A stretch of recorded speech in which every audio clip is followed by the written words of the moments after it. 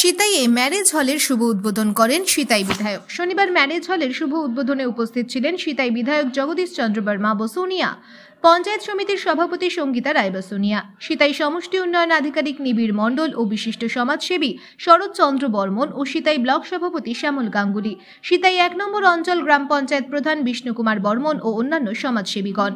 এদিন বিধায়ক জগদীশ চন্দ্র বর্মা বসুনিয়া বলেন, পঞ্চায়েত সমিতির ভাবনায় নিজস্ব তহবিলের টাকা থেকে এই ম্যারেজ হল হবে।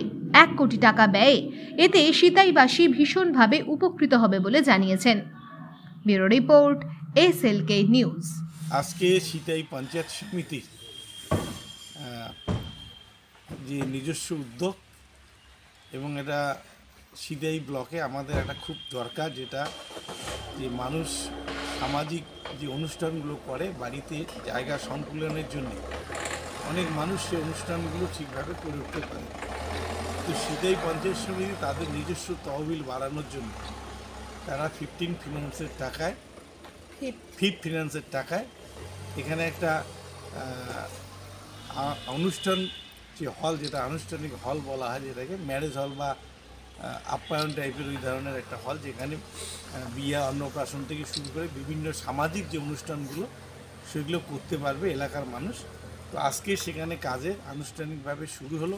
প্রথম পর্যায়ে ১ কোটি টাকা বরাদ্দ করা হয়েছে, সেটা গ্রাউন্ড ফ্লোরের জন্য, এবং এর উপরে দ্বিতীয় পর্যায়ের ঠিক সমভাবে আবার একই বরাদ্দ করে গ্রাউন্ড ফ্লোর এবং ফার্স্ট ফ্লোর এই দুটো ফ্লোরেই করা হবে।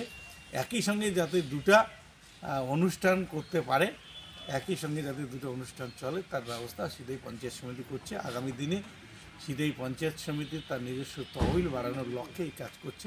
এখানে বিডিও সাহেব আছেন, সভাপতি আছেন, আমি ধন্যবাদ জানাবো তাদের। তারা যে পঞ্চায়েত সমিতিতে বসে তাদের নিজস্ব তহবিল বাড়ানোর লক্ষ্যে এই প্রকল্পটা হাতে নিয়েছেন এবং তাদের আনুষ্ঠানিক উদ্বোধন হলো, এবং খুব তাড়াতাড়ি দ্রুত কাজ যাতে শেষ করা যায় এবং কাজের মান যাতে ভালো হয়, সেটা যাতে ভালো থাকে এটা লক্ষ্য রেখে কাজটা করবে।